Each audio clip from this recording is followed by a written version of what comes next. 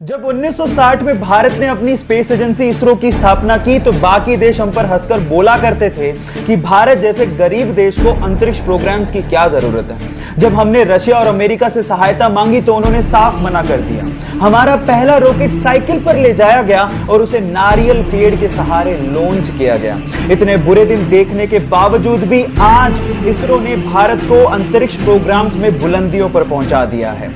भारत 2013 में मंगल ग्रह पर पहली ही कोशिश में पहुंचने वाला पहला देश बना और साथ ही साथ इसरो ने 2017 में एक ही रॉकेट से 104 सैटेलाइट को लॉन्च करके रिकॉर्ड बना दिया और आज इसरो वर्ल्ड की रिनोन स्पेस एजेंसीज में से एक है। So proud to be an Indian.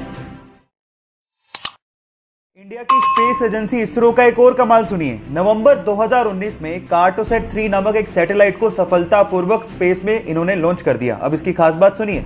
509 kilometre की ऊंचाई से लेकर 10 इंच तक की ऊंचाई की साफ तस्वीरें ये इसरो को भेज सकता है। मतलब आपकी कलाई की घड़ी में कितना बजा है इसकी साफ तस्वीर ये इसरो को भेज सकता है। और आज से पहले तक किसी भी देश ने इतना ताकतवर कैमरा कभी लॉन्च ही नहीं किया है।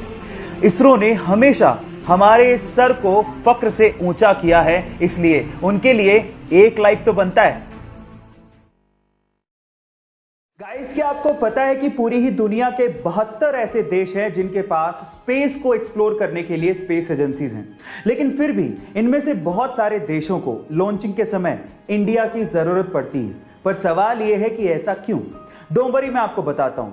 भले ही पूरी दुनिया में 72 देशों के पास स्पेस एजेंसीज हों, लेकिन इनमें से सिर्फ 14 ही देश ऐसे हैं जिनके पास लॉन्चिंग कैपेबिलिटीज हैं और उनमें से भी भारत एक ऐसा देश है जिसके पास बेहतरीन और किफायती लॉन्चिंग व्हीकल्स हैं। आप लोगों ने PSLV का नाम तो जरूर सुना होगा और इसी वजह से बाकी देशों को इंडिया की लॉन्चिंग के समय जरूरत पड़ती है। इलॉन मस्क और उनकी स्पेस कंपनी स्पेसएक्स एक बार फिर से सुर्खियों में है और उसके पीछे का रीजन है कि स्पेसएक्स, जो कि एक प्राइवेट स्पेस कंपनी है, उसने इंडिया की इसरो का रिकॉर्ड तोड़ दिया है। वो कैसे, मैं आपको बताता हूं। गाइस, आपकी जानकारी के लिए मैं आपको बता दूं कि 15 फरवरी 2017 को इसरो ने PSLV रॉकेट के थ्रू एक साथ 104 सैटेलाइट को लॉन्च किया था और इस तरह से उन्होंने रशिया का रिकॉर्ड तोड़ दिया था। और लगभग 4 साल बाद 24 जनवरी 2021 को स्पेसएक्स ने फैल्कन 9 रॉकेट के थ्रू टोटल 143 सैटेलाइट्स को लॉन्च करके इसरो का रिकॉर्ड तोड़ दिया। है ना ये अमेजिंग फैक्ट? स्पेस यानी कि अंतरिक्ष, पृथ्वी के बाहर की दुनिया, ये बहुत ही ज्यादा फैसिनेटिंग और इंटरेस्टिंग है और इसी वजह से बहुत सारे देशों ने इसके बारे में जानने के लिए अपने यहां पर स्पेस एजेंसीज बना रखी हैं। लेकिन अगर मैं आपसे सवाल पूछूं कि पूरी ही दुनिया की टॉप 5 स्पेस एजेंसीज कौन सी हैं, तो आप लोग क्या जवाब देंगे? डोंट वरी, मैं आपको बताता हूं।